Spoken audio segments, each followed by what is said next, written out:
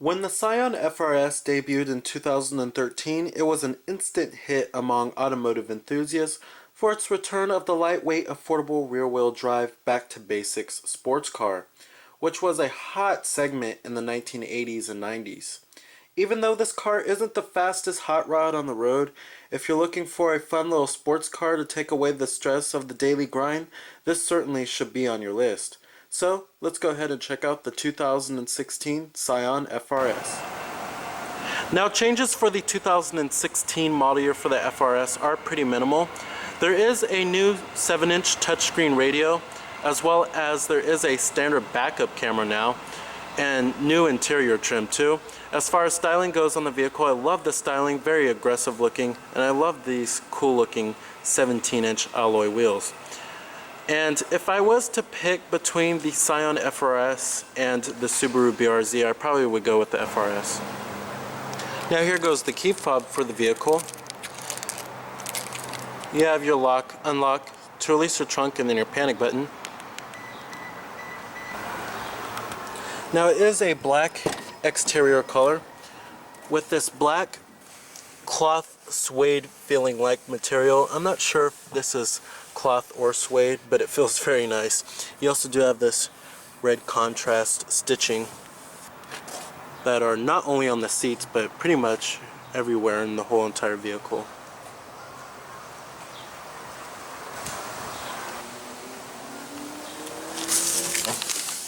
Now, getting into the Scion FRS, since this is a little rear-wheel drive sports car, the step-in height is pretty darn low, but that's what you should expect when you get a little sports car like this. As far as the interior goes, the interior is fairly stylish overall. I love the red contrast stitching everywhere.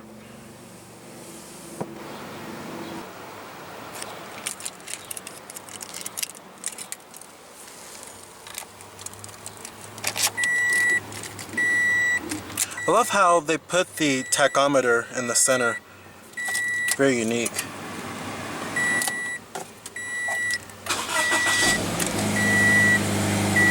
And what you're hearing there is a 2-liter horizontally opposed 4-cylinder engine that Scion or Toyota co-developed with Subaru.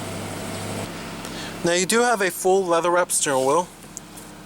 You also do have more of that red contrast stitching. The steering wheel has pretty nice grip too. Now, coming to your transmission, you have the optional 6-speed automatic. A 6-speed manual is standard on the FRS. You also do have manual shiftability. You can shift the vehicle manually via the paddle shifters too. Putting the vehicle into reverse displays your rear view camera. However, there's no guidance lines or trajectory or anything of that nature here. It's just a basic rear view camera. And let's go ahead and turn on the lights and the hazards as well. Driver's window and the passenger window are fully automatic, and let's go ahead and pop up the hood and check out the engine. Heated exterior mirrors.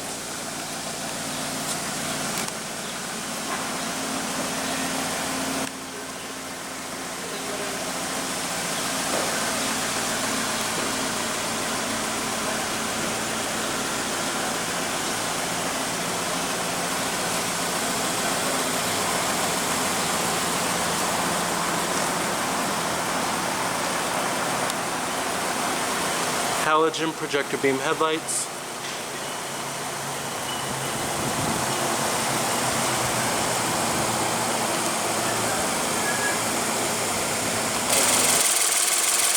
Now under the hood here we have the 2-liter 4-cylinder that's horizontally opposed, and Toyota co-developed this powertrain with Subaru.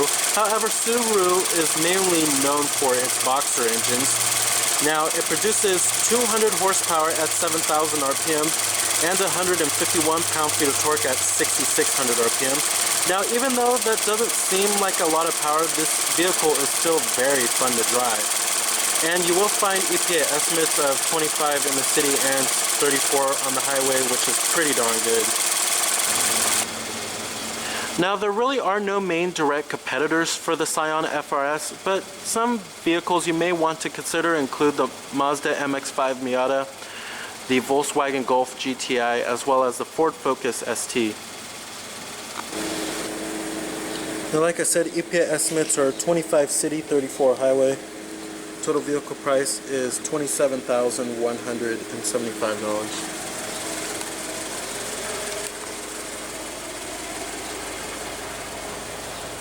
Coming to the rear, you have LED taillights,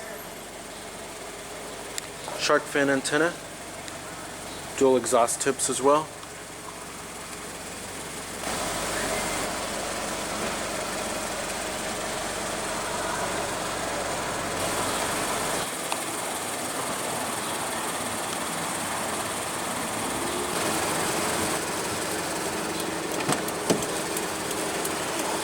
Of course, all of your basic power necessities, power windows, power door locks, and your power mirrors.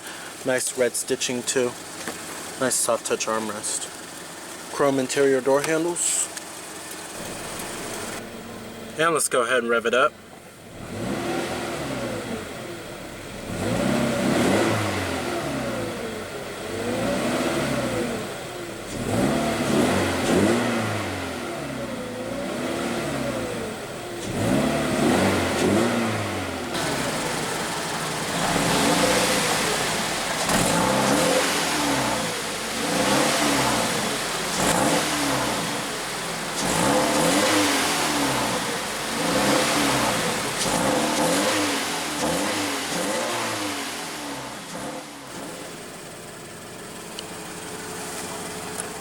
Very nice. I love the way the FRS sounds.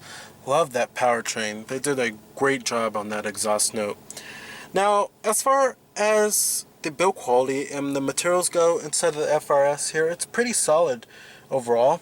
You have nice soft touch materials in the most important places, like the upper door panel, very softly padded, and then on the armrest too. Mid door panel is actually hard touch. I was very surprised about that. Kind of looks soft touch. Looks like it's leather wrapped, but it's not. Up here on the dash, it's decently soft touch. The plastics have a pretty high quality feel to them. They don't have a scratchy, chintzy kind of feel to them. But overall, the materials are pretty solid. Build quality is pretty good for the most part. I don't hear that many interior trim and pieces creaking, and most of the interior trim pieces do fit pretty well together. So build quality and materials are pretty solid in the FRS. Now, however, I wouldn't call this interior very luxurious. It's more stylish than luxurious. There are some sports cars that do have much more luxurious interiors. But overall, this interior is still very stylish, especially with the red contrast stitching going around the whole entire vehicle, and then this carbon fiber like trim that goes across the dashboard. It's pretty nice. Now, coming to your AC controls here, very clearly labeled with big knobs and buttons, just like how Toyota and Scion like to do. You have your zones right here, fan speeds, and then your temperatures. Very easy to figure out here. And then down here we have your USB port with your auxiliary input, your traction control off button, and then you have your sport mode, and then your snow mode too. It'll display right there which mode you're in. And then we also do have a 12-volt power outlet. Your cup holders are also right here too. Manually dimming rearview mirror. Interior illumination lighting. Your map lights. Very nice. And then you also do have your intermittent windshield wipers too. Now, as far as the gauges go, the gauges are kind of simple and basic looking. It just really gets the job done. I think the most stylish part about these gauges is probably the tach. You also do have a digital speedometer right there, which is pretty nice. And then you have your odometer down there. Fuel gauge is also right there, and then your speedometer is located right there. What's also pretty interesting about the steering wheel is it kind of has like a fake molded stitching. Pretty stylish, but pretty different too. Now let's get to the main infotainment system and multimedia interface here. This is the new Pioneer audio sound system. However, this is basically a rebadged Toyota Entune system with the whole interface. However, these buttons on the side right here are different. Your different media sources do include all of the norm, AM, FM radio, AHA internet radio, your USB port, Bluetooth streaming audio, as well as your auxiliary input. However, no satellite radio here, which is interesting. When you click on this button on the side right here, it comes to your setup. You can change many different settings. Like if you want the beep on or off, change the language too. Then you have your voice. You could change the voice volume. This also does have voice recognition. You could change the display brightness as well as the contrast, all of that good stuff. And then your Bluetooth settings, you could pair up your phone or remove any phones. And you can connect your phone. You also do have messaging on here too. Have all of your contacts stored on here. You come to vehicle. You could change it from the FRS to the IM to the TC. Pretty interesting there. But overall, it's basically a Toyota rebadged Entune system. Now, as far as visibility goes in the FRS, since this is a little old sports car here, the visibility isn't all that great, but at least you do have a little small rear quarter window. There's massive blind spots, but that's to be really expected here. As far as the seats go, the seats are more for when you're going around twisty canyon roads.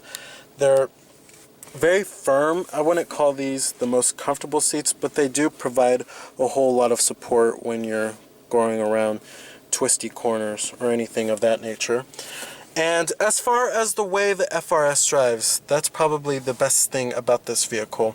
The handling is superb and the chassis is light and very well balanced. This car is just very fun to drive and put around corners and everything. However, even though the powertrain isn't all that powerful, it is pretty fuel efficient and it provides a decent amount of power for going around those twisty canyon roads. Overall, this vehicle is certainly very fun to drive. The 6-speed automatic transmission we do have here also does shift pretty well too, and very seamlessly. Alright, and let's go ahead and shut it down. Let's go ahead and check out the rest of the vehicle.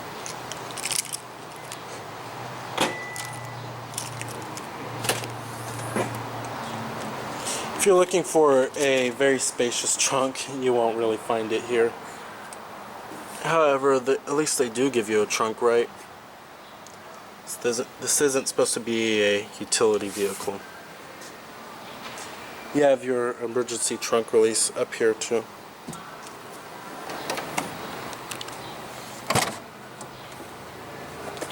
Now, at least they do give you rear seats back here, but these are certainly only recommended for small children. You would only really use those back seats if you really needed to. You also do have a manual front passenger seat. And then your glove box. So with its very light and well balanced chassis, excellent steering, fun to drive nature, and very impressive fuel economy, the 2016 Scion FRS is an excellent choice for a little sports car. However, if you are looking for a sports car with better acceleration as well as better interior space, you may want to look elsewhere. So remember that this is Cameron Birch from Cameron's Car Reviews.